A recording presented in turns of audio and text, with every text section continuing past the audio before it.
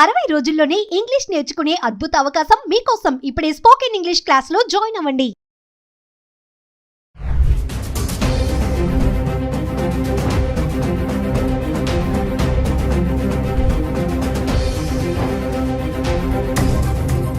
Hello viewers, welcome back to our channel. ప్రస్తుతం మనతో పాటు ఉన్నారు ఎంఎన్సీ ఎగ్జిక్యూటివ్ 25 ఇయర్స్ నుంచి అమెరికాలో ఉంటున్నటువంటి వీరభద్ర సార్ గారు. సార్తో మాట్లాడదాం. ప్రెసెంట్ అమెరికాలో సిచ్యువేషన్ ఎలా ఉంది అనేది. ఈరోజు చూసుకుంటే మరి 8 లక్షల మందిని ట్రంప్ గెట్అవుట్ అంటున్నాడు. చాలా మందిని రిటర్న్ పంపించేస్తున్నారు, మిలిటరీ ఎయిర్ క్రాఫ్ట్ బుక్ చేసి కూడా. మరి ఒక్కసారి సార్తో మాట్లాడదాం. మరి అక్కడ ఉన్నారు కాబట్టి అక్కడ ప్రెసెంట్ సిచ్యువేషన్ ఏంటి, మన వాళ్ళు ఎలాంటి ఇబ్బందులు పడుతున్నారు అనే దానిపైన. నమస్తే సార్. నమస్తే అమ్మా. సార్, అమెరికాలో H1B వీసాతో సెటిల్ అవ్వాలి అంటే ప్రాసెస్ ఎలా ఉంటుంది? అంటే H1B వీసా ఉంటే సెటిల్ అయిపోవచ్చు అక్కడ అంటే ఏం చెప్తారు సార్? ఇప్పుడు కొన్ని మాటలు మనము చాలా లూజ్గా వాడతాం అమ్మాయి. ఎవరైనా సరే మీ ఆడియన్స్ చూసేవాళ్ళు, ఫస్ట్ ఆఫ్ ఆల్ సెటిల్ అవడం అంటే ఏంటి? ఫిజికలీ స్టే చేయడమా, ఫినాన్షియలీ ఎస్టాబ్లిష్ అవ్వడమా, లేకపోతే ఒక ఉద్యోగంలో లాంగ్ టైంలో ఎంగేజ్ అవ్వడమా, ఏంటి? సో H1B అన్నది is just your visa status. H1B జనరల్గా for the long maximum period of 6 years ఇస్తారు. మధ్యలో ఒక 3 years తర్వాత రెన్యువల్ చేయాలి. అలానే H1B అనేది ఎంప్లాయర్ స్పాన్సర్డ్ వీసా.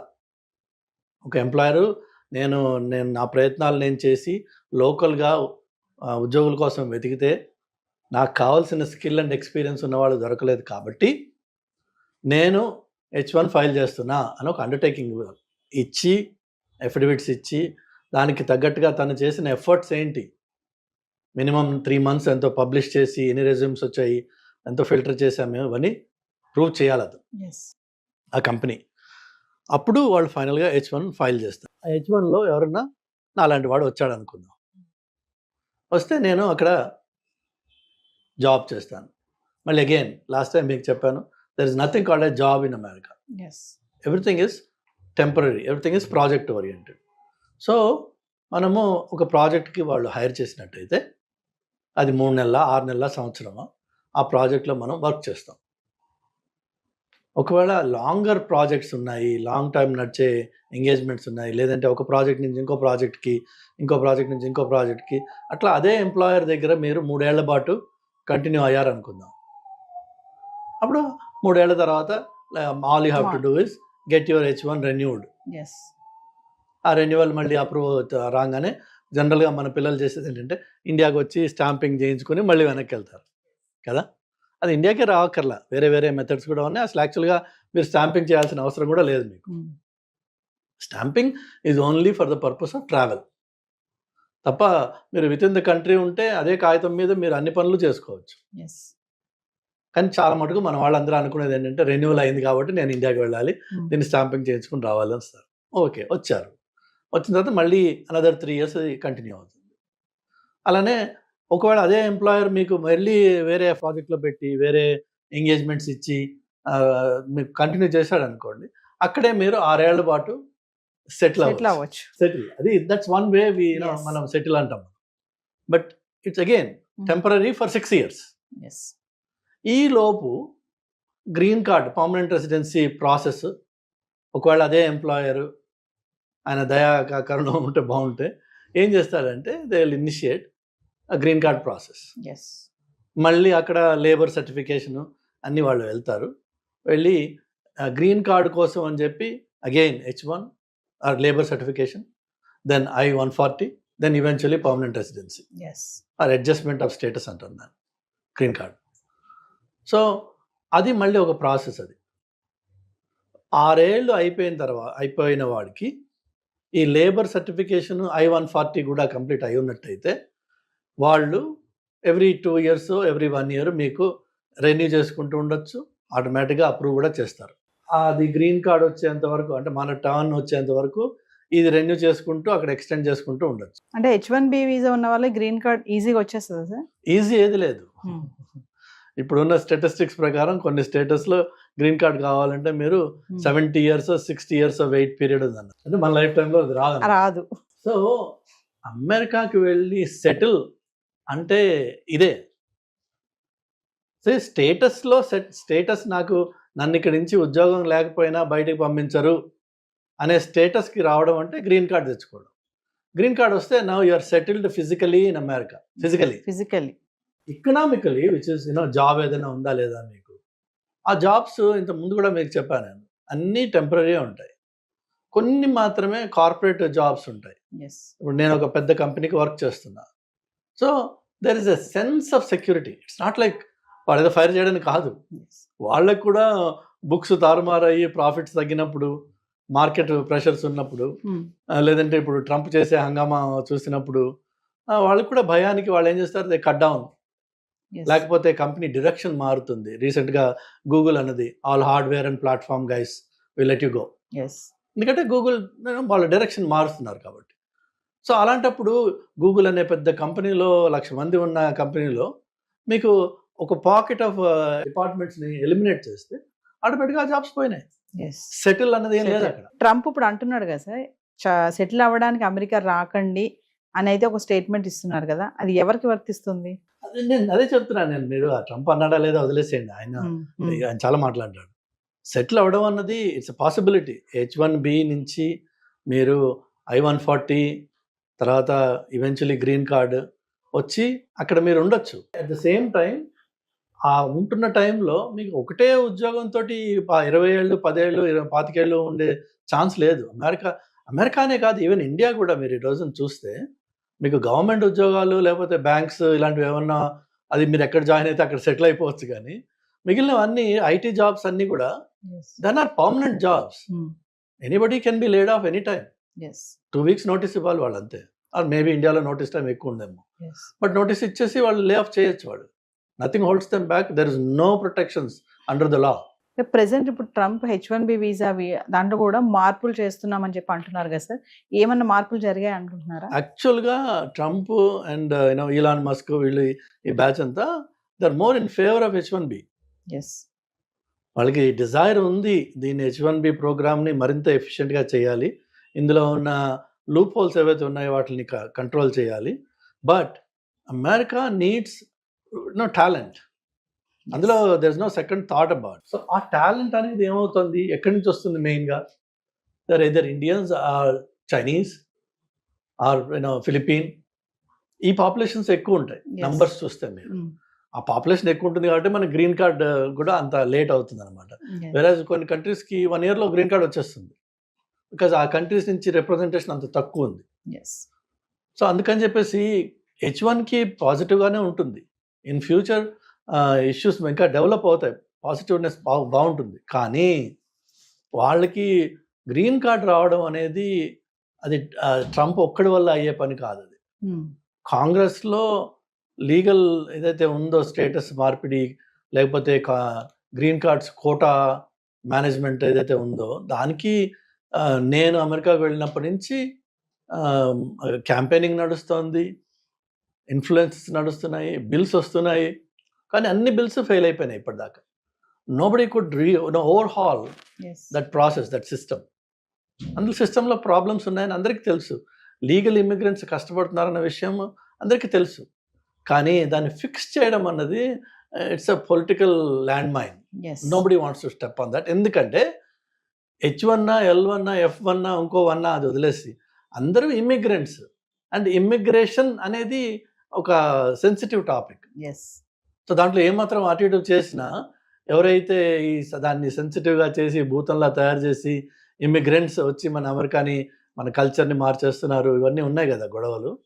సో వాళ్ళు they take that up as a very serious topic.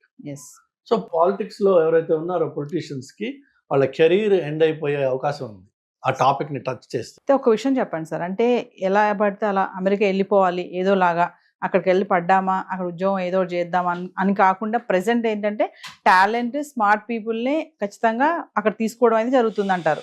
ఇక్కడి నుంచి వెళ్ళే వాళ్ళు ఖచ్చితంగా ఏదో ఒక టాలెంట్తోనే వెళ్ళాలి. ఏమీ లేకుండా ఏదో అక్కడికి వెళ్ళి పడ్డామా ఏదో చేసుకున్నాం బ్రతుకుదాం అంటే మాత్రం ఇప్పుడు సర్వైవ్ అయ్యే పరిస్థితి ఉందా లేదా అంటే ఏం చెప్తారు సార్? ఇప్పుడు కాదు, అది ఎప్పుడు లేదు ఆ పరిస్థితి.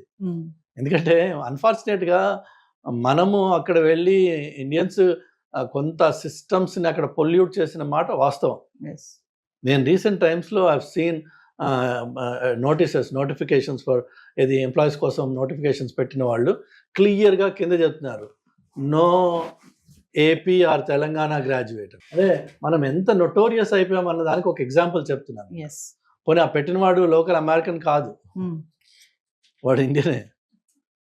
బట్ వాళ్ళు చూస్తున్నారు ఏంటంటే మనం చేసే తప్పుడు పనులు ఏవైతే ఉన్నాయో, అంటే ఏంటంటే ఫర్ ఎగ్జాంపుల్ ఈ స్టూడెంట్స్గా చదవడానికి వస్తారు F1 మీద, ఆ వచ్చిన పిల్లవాడికి మహా ఉంటే 22-23 ఇయర్స్ ఉంటాయి ఏజ్. వాడు అక్కడికి వచ్చి మాస్టర్స్ చేస్తాడు, వాడికి ఒక రెజ్యూమే తయారు చేస్తారు ఈ కన్సల్టింగ్ కంపెనీస్. అది 100% బోగస్ అది. ఓకే, సో ఆ బోగస్ రెజ్యూమే మీద జాబ్స్ ఎవరిస్తారమ్మా?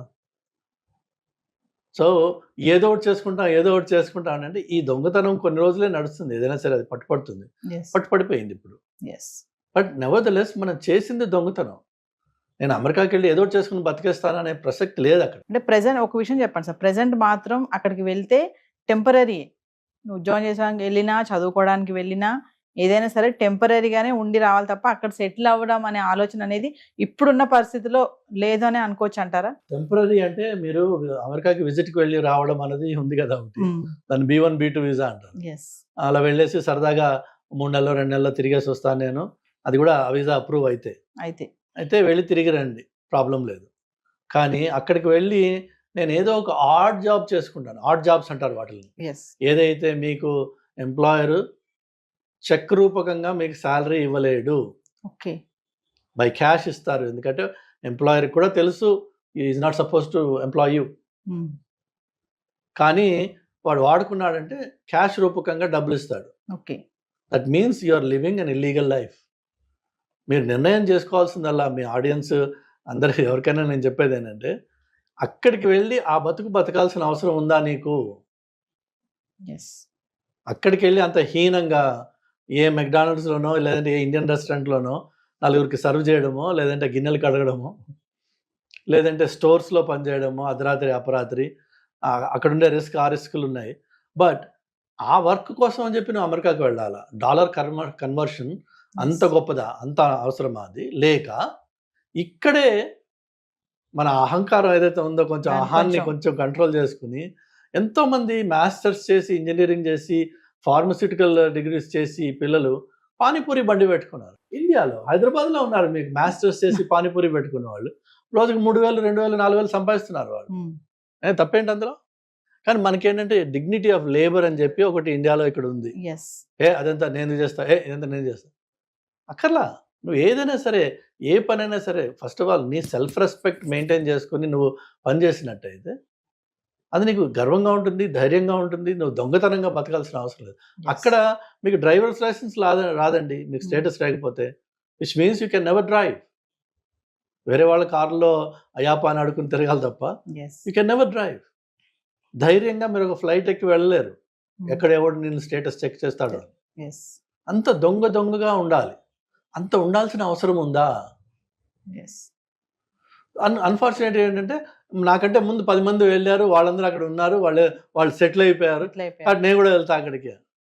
ఈ పక్కవాడిని చూసుకుని మనకి అది ఆ ఇచ్చి మొదలవడం తప్ప, అందులో అక్కడికి వెళ్ళాక తెలుస్తుంది వాడు ఎంత దరిద్రంగా అక్కడ ఉంటున్నారు అనేది. ఒక్కొక్క అపార్ట్మెంట్లో 4-3 ఉండాల్సిన అపార్ట్మెంట్లో 8 మంది 10 మంది ఉంటారు. కొన్ని చోట్ల అయితే రాత్రి షిఫ్ట్ సగం మంది పనిచేస్తారు కాబట్టి వాళ్ళ బెడ్స్ వాళ్ళు వాడుకోవడానికి ఈ డే షిఫ్ట్ వాడు అపార్ట్మెంట్లో ఉంటాడు. ఒక రోజున వాడు బ్రేక్ తీసుకుంటే వాడికి పడుకోవడానికి చోటు ఉండదు. అతి హీనంగా ఉంటుంది పరిస్థితి. అక్కడికి వెళ్ళి అంత హీనంగా ఉండాల్సిన నీకు కర్మ ఉంది, నాకు వేరే ఏమి అవకాశాలు లేవు ఇక్కడ అంటే గాడ్ ఈజ్ గ్రేట్. కానీ అంత దరిద్రాన్ని అక్కడ ఉన్నవాడు నీకు చెప్పడు, ఆ విషయం చెప్పరు. వాడేమో అమెరికా 4 బిల్డింగ్స్ బొమ్మలు చూపిస్తే ఇదే అమెరికా అనుకుంటారు. ఆ బిల్డింగ్స్ ఉన్నది only New York city down town లో మాత్రమే ఉన్నాయి, or maybe Chicago, or maybe LA. But the rest of America is actually wide open green space. గట్టిగా అరిస్తే పక్కింటి వాడు పిలిపి మనకి కనిపించని పలకని ఇంత దూరంలో ఇళ్ళు ఉంటాయి కొన్ని చోట్ల. ఒంటరితనంతో చచ్చిపోతుంటారు అక్కడ. సో అక్కడికి వెళ్ళి నాకు అంటే వేరే వాళ్ళు చెప్పిన వాటి విషయాలు అవి విని మభ్యపడి అక్కడికి వెళ్ళే బదులు ఫ్యాక్ట్ చెక్ చేయండి. What is the reality on the ground. Present sir H1B visa tight అవుతుంది, టైట్ చేస్తున్నాడు ట్రంప్ అంటే ఏం చెప్తారు ఓవరాల్ గా? టైట్ లూజ్ అంటే ఏం లేదండి, మనకి ప్రాపర్ క్వాలిఫికేషన్ ఉంది. నెంబర్ 1 క్వాలిఫికేషన్ ఉంది. నెంబర్ 2 వీసా ఇంటర్వ్యూకి వెళ్ళినప్పుడు ఆయన అడిగే మినిమం ప్రశ్నలకి నేను ఇంగ్లీష్లో జవాబు చెప్పగలనా లేదా? అలా వాళ్ళు 100 ప్రశ్నలు వేయరు కదా, అది ఇంటర్వ్యూ కాదు, అది 3-4 ఉంటాయి. వాళ్ళు అదే మెతుకు ముట్టుకున్నట్టే, మొత్తం ఒక అన్నంలో చేయబెట్టట్లేదు కదా. ఆ 3 మెతుకుల్లో మీకు అది ఇది పాడైపోయింది అన్నం రా అని చెప్పి వాడికి తెలిసిపోతుంది. అలా కాదు, మీ దగ్గర సరుకు ఉంది. If you are talented you should definitely try. America is one country where if you are talented your opportunities are endless. కానీ ఇక్కడ నువ్వు చదివిందే వానాకాలపు చదువు, అక్కడికి వెళ్ళి ఏం చేస్తావు పరిస్థితి. దయచేసి నా సలహా ఏంటంటే work on yourself first. Be good at some subject, take whatever it is. Hot ఏదైతే మార్కెట్లో ఉందో అది ఏఐనా, డేటానా, ఎంఎల్ఆ, ఏదైనా సరే ఒక టాపిక్ తీసుకోండి, దాని మీద పని చేయండి, దాని మీద గట్టిగా ఫౌండేషన్ బేస్ చేసుకోండి, క్రియేట్ చేసుకోండి. దెన్ కమ్యూనికేషన్ మీద వర్క్ చేయండి. Communication, be able to express yourself and explain what you know. నాకు తెలుసు నువ్వు ముందు జాబ్ ఇచ్చే నేను చేసి చూపిస్తా అంటే ఎవడివ్వడు, అని నాకు తెలుసు అన్న విషయాన్ని నేను చెప్పుకోగలగాలి. ఇవి 2. 3వది వచ్చేసి I need to be presentable. మాసిపోయిన గడ్డమును జుట్లు పెట్టుకుని ఏదో పనికిరాని అలాగ అప్పుడే నిద్ర లేచి ఇంటర్వ్యూలకు వెళ్తే ఆ జాబ్ ఇంటర్వ్యూ రాదు, వీసా ఇంటర్వ్యూ రాదు, 2 రావు. You need to present yourself like a professional. అది it takes effort, it takes investment, it takes seriousness. Then you become something in your life, and then be proud of what you achieved. Make it happen.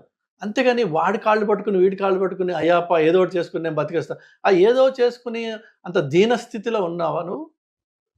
లేవు. Most of us, మనకి పిల్లలు భగవంతుడి దయ వల్ల Indian parents వాళ్ళ పిల్లలకి తల తాకట్టు పెట్టి డబ్బులు తీసుకొచ్చి ఇస్తున్నారు. ఆ తల తాకట్టు పెట్టి ఇచ్చిన డబ్బులతో ఇక్కడ గర్వంగా ఏదైనా చేయండి.